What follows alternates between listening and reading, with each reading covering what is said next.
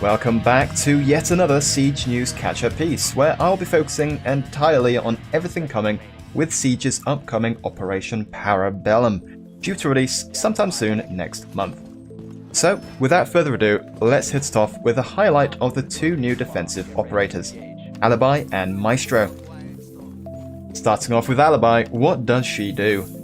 Well, her gadget is called Prisma, and as the name might suggest, it is a gadget that can massively mess with your opponent's perceptions. What it does is deploy up to 3 holograms of Alibi, which look like Alibi in her default skin, with a completely vanilla, unmodified SMG equipped. When the holograms are shot, they track whoever shot them for a short amount of time, in a similar fashion to Jackal's track, except that each track update triggers a lot faster than Jackal's. The holograms spawn off of a small platform that Alibi herself throws onto the ground in order to deploy the hologram, and if that specifically gets shot, and not the hologram itself, then they get permanently destroyed. I will go more in depth into both Alibi and Maestro's gadget interactions in separate upcoming videos, but for now, let's just say that this gadget, combined with her being 3 speed, makes her out to be a pretty damn terrifying roamer, with the potential to be a menace on sight as well. Very similar in fact to how Vigil works in that sense, as both of their gadgets can be used to aid either roaming or slow down and complicate an on-site objective push. As just mentioned though, I will be going into much further detail into both of their toolsets in separate upcoming videos, where I will cover ideal gadget use, weapon setups, and overall operator power level. If I start talking about all that now, this video will end up being over 40 minutes long, so yeah, let's just skip past the absolute nitty-gritty details for now. Moving on to Maestro, his gadget is called the Evil Eye and is essentially a super powerful big deployable camera. He can put down 2 of them, and their abilities include seeing through smoke and being able to shoot 5 damage laser beams very quickly indeed. However, if you want to use that laser fire mode, then you have to first open up and reveal the camera, and this action exposes it to being shot or meleeed down. If not opened up, the camera is in fact fully bulletproof and indestructible to all melee attacks that aren't specifically Sledge's hammer gadget. It is worth noting, however, that it can be destroyed with explosives or by destroying the wall that it is attached to. Specific operator interactions will be covered in the upcoming Maestro focused video. Maestro is 3 armor, and so this fact, coupled with his very defensive gadget, supports the idea that we'll be sitting back with him and chilling on site in a safe spot whilst watching the defender cams alongside his 2 evil eyes. So, with the 2 new operators briefly covered, let's dive very quickly into the 2 map-based changes that are coming with Operation Para Bellum, which include a new map called Villa, which you'll be seeing in the background gameplay, so I'll let you just absorb that whilst I discuss the other change, which is a map buff, which is Ubisoft speak for a map rework. The map in question being Clubhouse. This rework sees a lot of extra space and functionality added that, in the developer's own words, will let players circulate more freely. In my mind, that immediately makes me think that the consensus for Clubhouse was that roaming was made pretty damn difficult at the highest levels of Siege play.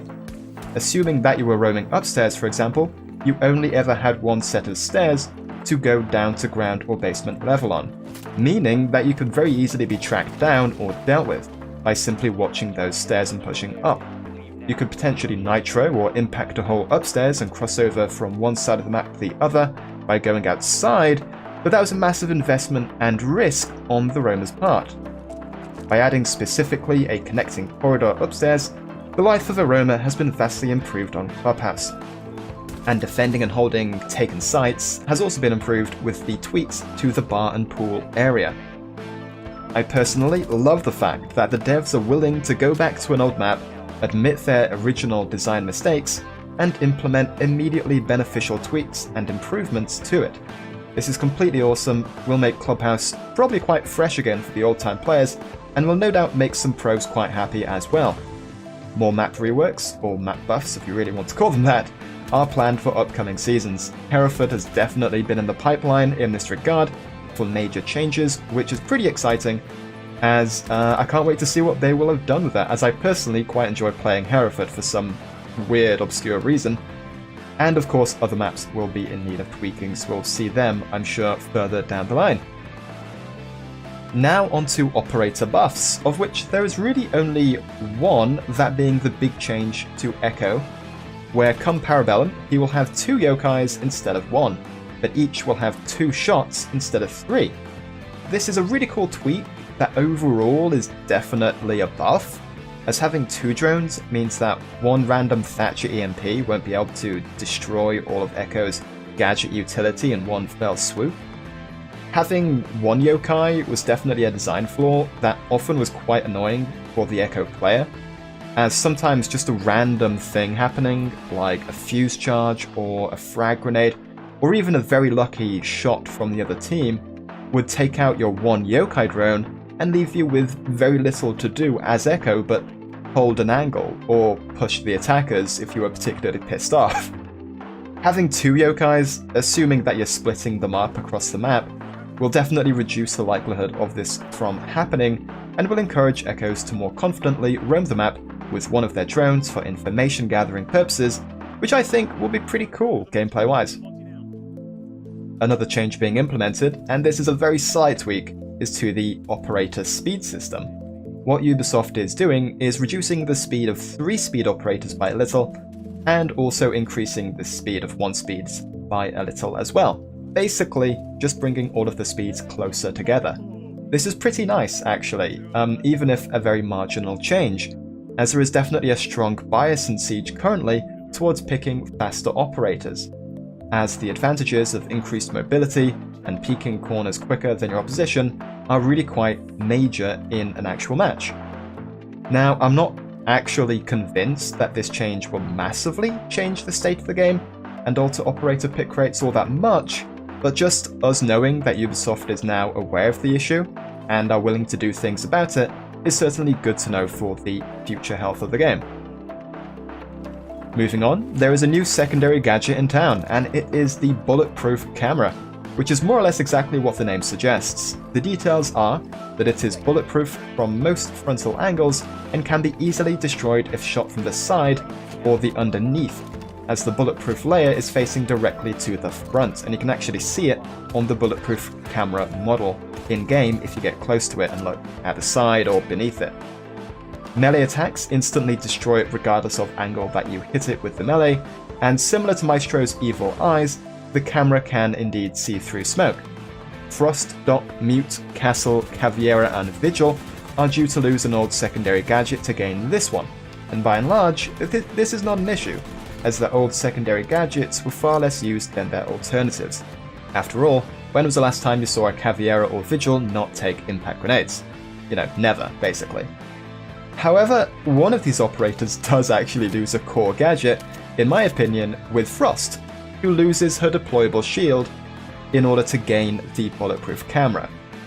Personally, I don't think this makes a whole lot of sense, as Frost had a particular synergy with the shield, which was that she could put her shield to block a doorway, or something else, and then place a frost trap behind it, and attackers wouldn't be able to easily see past the shield, therefore they'd vault over it, and if they're not, looking at the ground as they vault to shoot at the frost mat just past it, they would always get trapped, basically. And this was a really cool, unique interaction with the shield and Frost.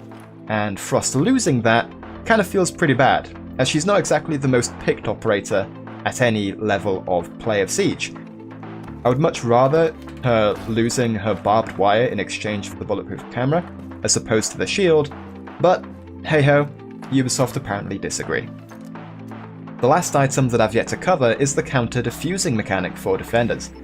Whereas before, they would basically punch the planted bomb diffuser a bunch of times in order to disable it, now they simply need to hold a hacking device next to it for the same amount of time. I can definitely see why they want to implement this change, as in spectator mode, the old punching animation was fairly goddamn buggy, with punches being often out of sync with the punch audio cue. This, along with various UI upgrades that are very noticeable, and you should have spotted them as you watched the gameplay of the video, that have also been implemented, are clearly aimed at improving the appearance and visual standard of the game for broadcasted pro games And also one has to imagine how Siege is coming across on Twitch, other broadcast platforms like YouTube, to potential new audiences and players. While Siege has definitely kept up a very steady growth over the past year, what developer wouldn't want to continue such a positive trend? Therefore, improving how Siege looks to potential new players makes a lot of sense in this regard, and this fix of the buggy punching animation is definitely, I think, part of the overall improvement of how Siege comes across to potential new audiences. And that's more or less it for my summary of Operation Para Bellum's new features. A lot is due to be added, changed, or fixed, and Alibi and Maestro look super fun to play with, so I have to hope that this new season of Siege will be a pretty spectacular one coming up. As mentioned earlier on, if you want a more in-depth breakdown of Maestro and Alibi's power levels and potential uses for their gadgets, do stick around as I will be covering them in far greater detail in the near future in separate videos. Thanks for watching, and I'll see you next time.